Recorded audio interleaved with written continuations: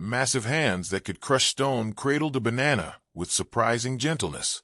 Kano, the 450-pound silverback gorilla of Westbrook Zoo, peeled the fruit with the precision of a surgeon. Visitors pressed against the glass barrier, captivated by the contradiction of power and tenderness. None could imagine that within hours, these same hands would hold something far more precious than fruit, and the world would hold its breath waiting to see what those hands might do.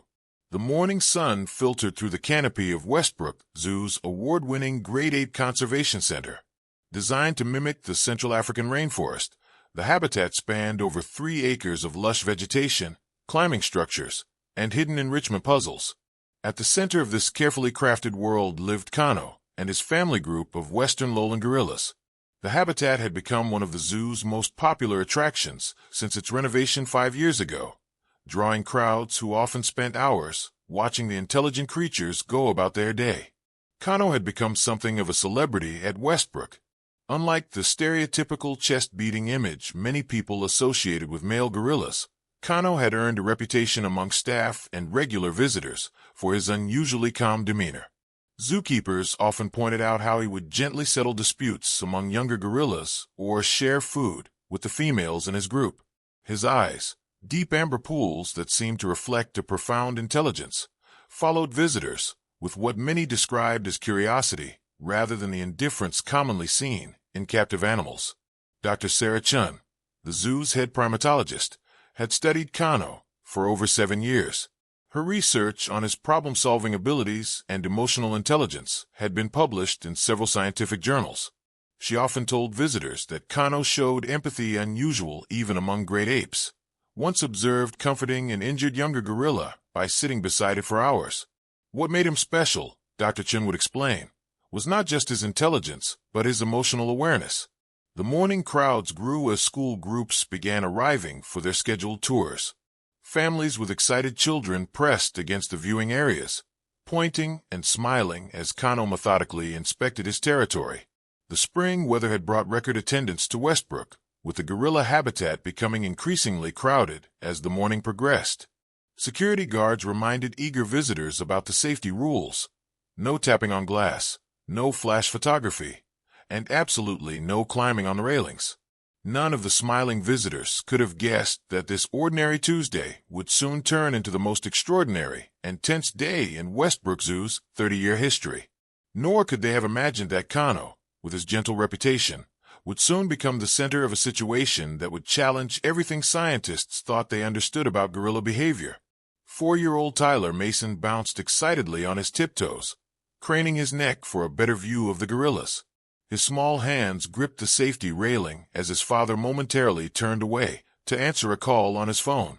Nearby visitors would later recall how the boy had been chattering enthusiastically about Kano, pointing and leaning forward with the unbridled enthusiasm only a child could possess. In that split second of diverted attention, the unthinkable happened. Perhaps it was the combination of his small size, the crowd pressing forward, and his excited bouncing. Whatever the cause, Tyler somehow slipped through a narrow gap between the protective barriers that no safety inspection had ever flagged as a concern. There was a moment of horrible weightlessness, a small scream cut short, and then the sickening thud as his tiny body landed 15 feet below on the soft mulch of the gorilla enclosure. Time seemed to freeze. For one heartbeat, the entire viewing area fell into stunned silence. Then chaos erupted. Tyler's father dropped his phone, the screen shattering against the concrete as he screamed his son's name. The boy's mother, who had been only steps away looking at a habitat information sign, pushed through the crowd with primal desperation, her anguished cries cutting through the growing commotion. Zoo visitors backed away in horror, some filming with their phones, others shielding their children's eyes from what they feared might unfold. Security alarms blared through the zoo's speaker system. Red emergency lights began flashing as staff rushed toward the gorilla habitat, their walkie-talkies crackling with urgent communication. Parents pulled their children back from the viewing area, many in tears as the situation unfolded. A zoo volunteer fainted, overwhelmed by the sudden emergency. Below, Tyler lay motionless for several terrifying seconds. Then, to everyone's relief and renewed horror, the child slowly sat up, dazed but conscious. Blood trickled from a small cut on his forehead.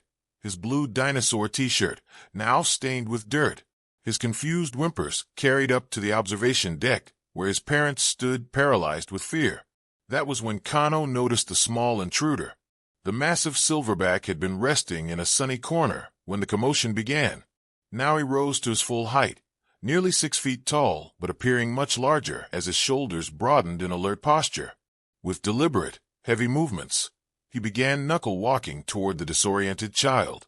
The crowd screams intensified as the 450-pound gorilla approached Tyler, his expression unreadable, his powerful body casting a shadow over the small, vulnerable human child, who now looked up at him with wide, tearful eyes. The world seemed to collapse into this single moment as Kano reached the child. Tyler, still disoriented from his fall, looked up at the massive silverback with a mixture of wonder and fear frozen on his small face. Time slowed to an excruciating crawl as Kano extended one enormous hand toward the boy. Above, Tyler's mother collapsed against the railing, her husband holding her back as they both watched in helpless horror. With a gentleness that seemed impossible for his massive frame, Kano touched the child's arm. He sniffed the air, his nostrils flaring as he processed this strange new creature in his territory. Then, in one fluid motion that drew gasps from every witness, the gorilla scooped Tyler into his arms. The boy's tiny form disappeared almost entirely within Kano's massive embrace, only his legs and one arm visible as the silverback adjusted his grip. Against all expectations, Tyler did not scream. Perhaps it was shock, or some instinctive understanding that stillness was his safest option. Whatever the reason, the child remained surprisingly calm, his initial whimpers fading into silence as Kano held him. The silverback cradled the boy against his broad chest, much as he might hold an infant gorilla. His massive fingers, capable of bending metal bars, now carefully supported Tyler's head and back. Minutes began to stretch with excruciating slowness. Emergency protocols had been activated, but Kano showed no signs of releasing his small captive. He moved away from the viewing area, carrying Tyler deeper into the habitat. The child remained motionless in his arms, occasionally turning his head, but making no attempt to escape.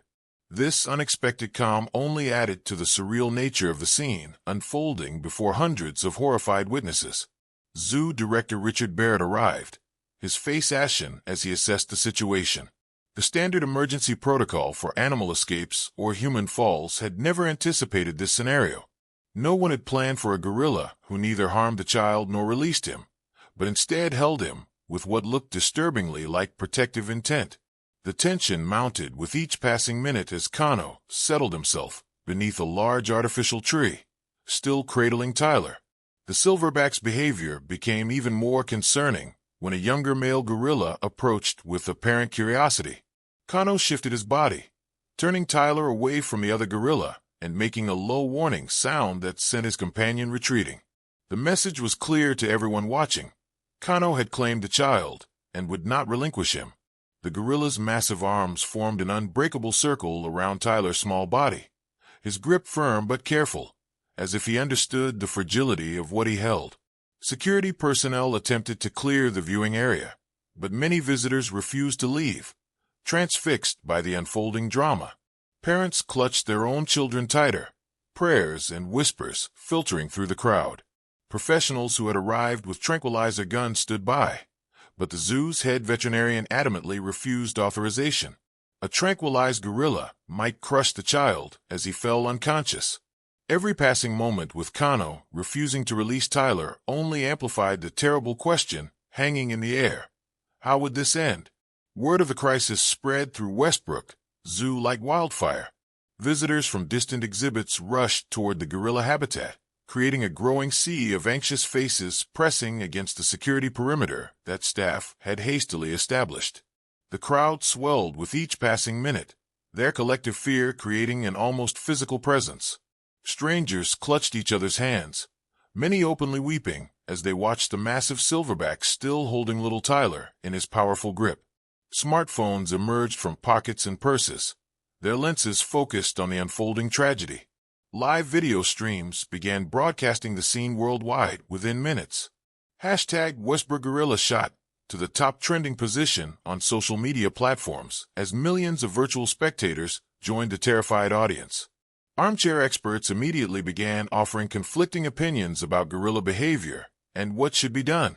The court of public opinion formed instantly, with some calling for Kano to be shot immediately, while others pleaded for patience and understanding of the animal's seemingly non-aggressive behavior. Local news vans screeched into the zoo's parking lot.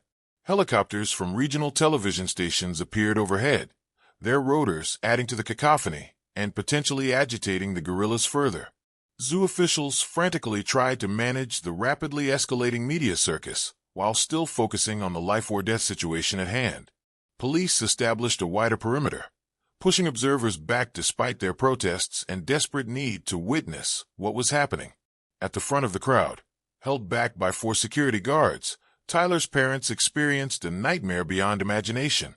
His mother, Jessica, had collapsed to her knees, her body shaking with sobs as she stretched her arms toward the enclosure.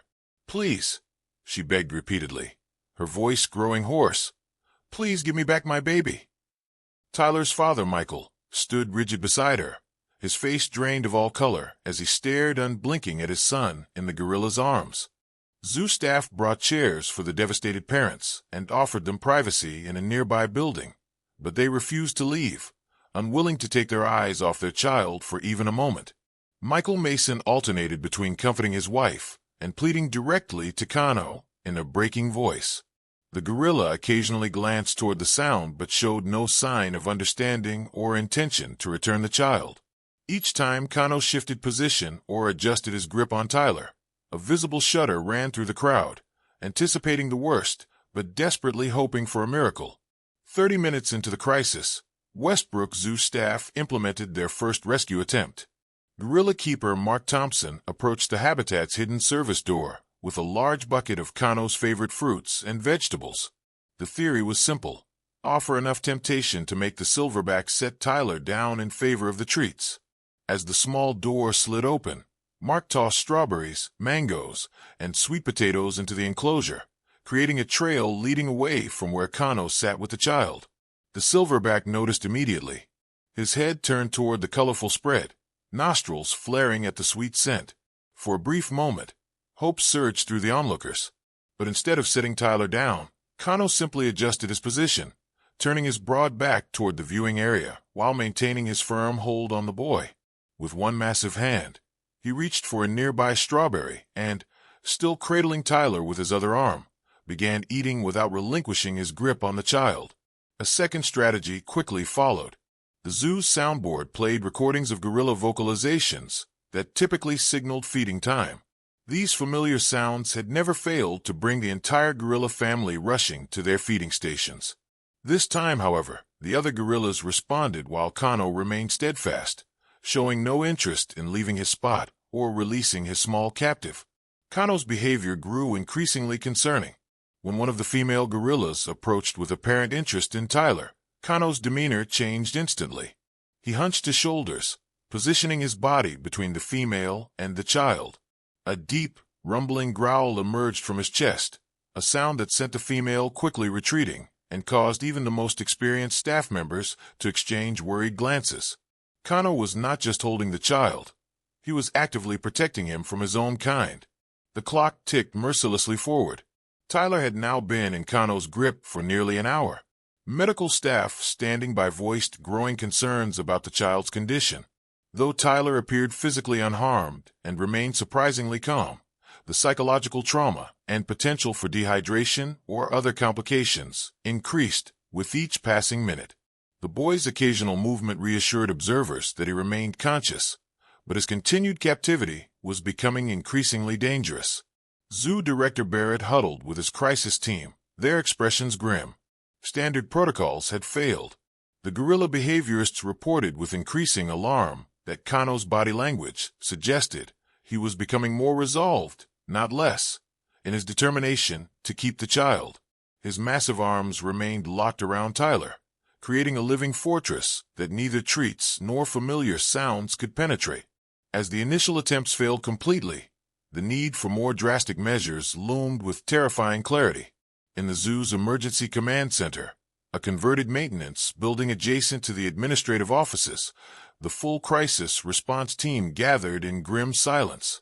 Zoo Director Barrett stood at the head of a worn conference table, surrounded by his most experienced staff. Dr. Chun, the primatologist who knew Kano better than anyone, sat with her research notes spread before her, desperately searching for insights that might help. Head veterinarian Dr. Patel reviewed tranquilizer dosages with his team, their faces tense with the knowledge that such measures carried terrible risks for the child. Outside the command center, specialized equipment arrived in unmarked vans. SWAT team members from the local police department, trained in crisis intervention, quietly assembled their gear. Sharpshooters, their expressions professionally blank, checked their rifles and waited for orders they hoped would never come. A portable medical unit was established nearby, staffed with pediatric trauma specialists preparing for any outcome. The equipment for worst-case scenarios stood ready while everyone prayed it would not be needed. Inside the command center, the discussion turned to increasingly difficult options. Barrett's voice remained steady despite the weight of responsibility crushing down on him. "We have 3 primary scenarios to prepare for," he explained to the assembled team. "First, a continued attempt at peaceful resolution. Second, a tranquilizer intervention with all the risks that entails. Third," he paused, the unspoken final option hanging heavy in the air. Dr. Chen pushed back forcefully against the third option. "Kano has shown no aggression toward the child. In fact, his behavior is remarkably protective. If we move too aggressively, we risk triggering the very behavior we fear." Her voice cracked slightly as she added, "There must be another way." The room fell silent as surveillance footage played on a wall-mounted screen. Kano remained seated with Tyler still cradled in his arms.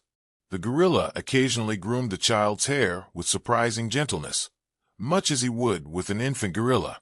This behavior, simultaneously heartbreaking and hopeful, prompted Dr. Chun to propose a radical alternative. "I want to bring in Elizabeth Randall," she said firmly. Several heads turned in surprise. Barrett frowned. "The retired keeper? She hasn't worked here in years." Dr. Chun nodded. "She hand-raised Kano when he first arrived as an orphaned infant.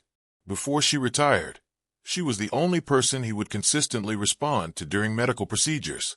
If anyone can communicate with him now, it's her." As debate swirled around this unexpected suggestion, emergency protocols continued outside. Evacuation routes were mapped, contingency plans drafted, and worst-case scenarios rehearsed in whispers. Every person present understood that the next few hours would determine not just the fate of one child and one gorilla, but potentially the future of the zoo itself and public perception of gorilla conservation for years to come. As the crisis entered its second hour, a new approach emerged from the emergency command center. Rather than focusing solely on extraction strategies, Dr. Chen assembled a behavioral analysis team to closely study Kano's actions. Every movement, every gesture the silverback made with Tyler was now scrutinized through multiple camera angles. The team included the zoo's most experienced primatologists, gorilla keepers, and a visiting researcher who specialized in great ape cognition. They gathered around monitors displaying live feeds from cameras positioned throughout the habitat. Dr. Chen directed their attention to specific moments captured over the past hour. "Look at his body positioning," she pointed out, freezing a frame where Kano had shifted Tyler away from another approaching gorilla. "This isn't possession, it's protection. He's displaying classic protective behaviors we'd see with an infant gorilla." The visiting researcher, Dr. Winston Becky, from the Great Ape Research Institute, nodded in agreement. "The way he's cradling the child's head is particularly telling. Gorillas understand human infants are fragile. There are documented cases of captive gorillas showing extraordinary gentleness with human children. Kano appears to be treating Tyler as he would an orphan gorilla infant." Mark Thompson, who had worked with Kano for over 6 years, reviewed footage of the silverback's interaction with Tyler. "Notice how he's occasionally grooming the boy's hair? That's a social bonding behavior. And look here." He pointed to another sequence. "He's actually checking the child for injuries. See how he gently examines the scrape on the boy's forehead without applying pressure." A breakthrough came when Dr. Chun requested Tyler's medical records from his panicked parents. A crucial detail emerged. Tyler had been born prematurely and had spent his first weeks in an incubator. His small size for his age, and possibly his scent, might be triggering Kano's protective instincts. Gorillas have an acute sense of smell, Dr. Chen explained. Kano may be detecting something about Tyler that identifies him as vulnerable or in need of protection. The team's understanding crystallized further when they observed Kano's reaction to loud noises from the growing crowd outside. Each time the volume increased, the silverback would hunch his shoulders, creating a physical barrier between the sound and the child. When helicopter noise became particularly intense, Kano actually placed one massive hand gently over Tyler's ear, a gesture so human-like that several team members fell silent in astonishment. Dr. Mbeki summarized their collective realization. What we're witnessing is extraordinary. Kano isn't holding the child hostage. He's adopted him. He's displaying paternal protection behaviors, typically reserved for infants in his family group. The danger isn't that he'll harm the boy. It's that he has no intention of giving him up because he genuinely believes Tyler needs his protection. This new understanding transformed the crisis from a simple rescue operation to an infinitely more complex problem of interspecies communication. They weren't dealing with an aggressive animal that needed to be controlled, but with a sentient being making conscious choices based on what he perceived as a responsibility to protect a vulnerable child. The challenge now was finding a way to communicate to Kano that Tyler would be safe without his protection. Elizabeth Randall arrived at Westbrook Zoo looking nothing like the crisis responder everyone had expected. At 67 years old, with silver hair pulled back in a simple bun and wearing gardening clothes, she appeared more grandmother than gorilla whisperer. Yet the respect with which the staff treated her was immediately apparent. As she reviewed the situation briefing, her weathered hands remained steady, her eyes sharp with focused determination. The strategy that emerged was unprecedented in zoo emergency response. Traditional protocol demanded distance, barriers, and overwhelming force if necessary. Instead, Elizabeth proposed direct, peaceful engagement based on her unique relationship with Kano. The plan relied on trust built over years, rather than restraints and tranquilizers. Before entering the habitat, Elizabeth insisted on removing all armed personnel from view. Kano will sense their intent, she explained. He'll perceive them as a threat to the child. She requested that Tyler's mother provide an article of clothing with her scent. Jessica Mason tearfully handed over her cotton cardigan, clinging to it briefly before letting go. 3 people prepared to enter the enclosure: Elizabeth, Dr. Chun, and Mark Thompson. They carried no visible restraints or weapons, only Jessica's cardigan and a small medical kit disguised in a familiar feeding bucket. The team would approach slowly, without direct eye contact, using the submissive body language Kano would recognize from his gorilla family interactions. The service door opened with an ominous creak. Elizabeth entered first, her movements deliberately slow. The atmosphere in the habitat shifted immediately as Kano sensed their presence. The massive silverback turned, Tyler still cradled protectively in one arm, his free hand resting on the ground in classic defensive posture. Elizabeth moved forward 5 careful steps, then lowered herself to a crouching position, head bowed, making herself smaller. She began humming a simple, repetitive melody, the same tune she had used during Kano's bottle feedings as an infant. The gorilla's reaction was immediate and astonishing. His threatening posture softened slightly, head tilting in apparent recognition. The critical moment arrived as Elizabeth slowly raised her gaze to meet Kano's. For several heartbeats, human and gorilla locked eyes across the enclosure, her calm blue eyes connecting with his intelligent amber ones. A collective breath held across the zoo as these 2 beings, separated by species, but connected by history, communicated in a language deeper than words. Elizabeth continued her gentle humming as she inched closer to Kano. The silverback remained motionless, his eyes never leaving hers. When she was 15 feet away, closer than anyone had dared approach, Elizabeth did something that made onlookers gasp.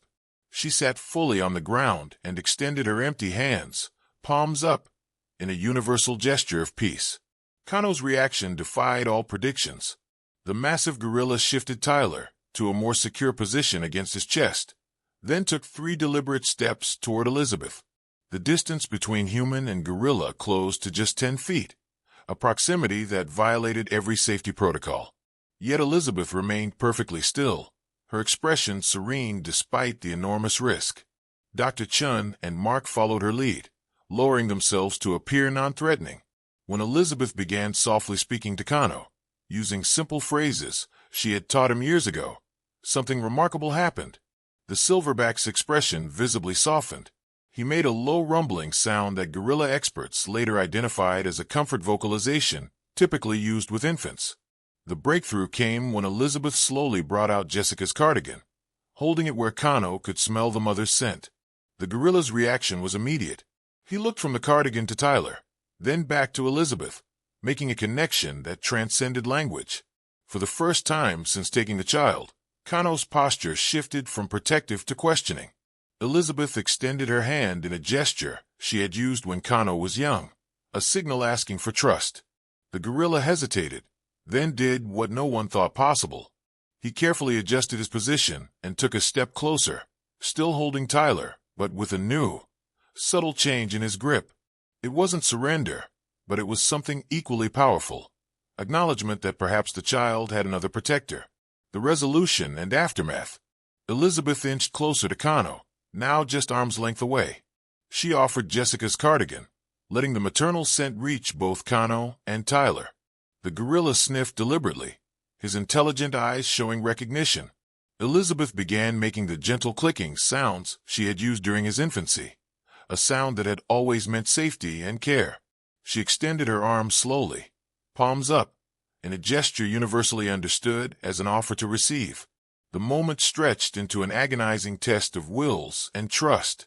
Then, with surprising gentleness, Kano began to loosen his grip. He adjusted Tyler in his massive hands, seemingly checking the boy one final time. With deliberate care, the silverback extended his arms, offering the child to Elizabeth. The transfer happened with breathtaking tenderness, Tyler's small body passing from powerful gorilla hands to human ones, without resistance or aggression.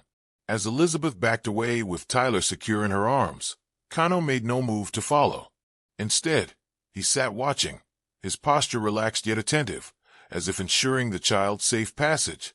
Dr. Chun and Mark provided protective flanking as they made their careful retreat to the service entrance. Throughout the entire exchange, Kano remained remarkably composed, showing none of the agitation experts had feared. Outside the enclosure, medical staff swarmed around Tyler. The initial examination revealed nothing more serious than minor scratches and mild dehydration. More astonishing were the protective marks on the boy's clothing, subtle evidence that Kano had actually shielded him from the other gorilla's curiosity. The gorilla's massive fingers had left no bruises on Tyler's delicate skin, testament to the remarkable control Kano had exercised. Dr. Patel, examining Tyler, confirmed what the behavioral experts had suspected. There's not a single injury consistent with aggression. Every indication suggests protective handling. It's remarkable. The Mason family's reunion brought onlookers to tears. Jessica collapsed around her son, Michael enveloping them both in a protective embrace that eerily mirrored Kano's earlier hold. Their gratitude extended beyond words, with Jessica later establishing a foundation for gorilla conservation. In the following weeks, Westbrook Zoo underwent profound changes. Safety barriers were redesigned, but more significantly, educational materials were completely rewritten. Kano became the centerpiece of a new understanding of gorilla intelligence and emotional capacity. Research teams from around the world requested permission to study him, seeking insights into the unexpected compassion he had displayed. Dr. Chen's paper on the incident, titled Protective Adoption Behaviors in Non-Human Primates, revolutionized scientific understanding of gorilla cognition. Zoo protocols worldwide were revised to incorporate this new perspective on gorilla behavior, emphasizing engagement over dominance when managing these complex, intelligent creatures. Kano himself seemed unchanged by his brief moment of worldwide fame. He returned to his normal routines, though keepers noted his occasional interest when children Tyler's age visited the viewing area. The silverback, who had once been simply another zoo attraction, had become a powerful ambassador for his species, demonstrating that the line between human and animal empathy might be far thinner than anyone had previously imagined. For more incredible stories of extraordinary animal behavior and human-wildlife encounters, subscribe to our YouTube channel, Wildlife Wonders. Every day we bring you fascinating documentaries about the surprising intelligence and emotional lives of animals around the world. Hit the subscribe button now so you never miss these remarkable tales that continue to change how we understand our fellow creatures on this planet.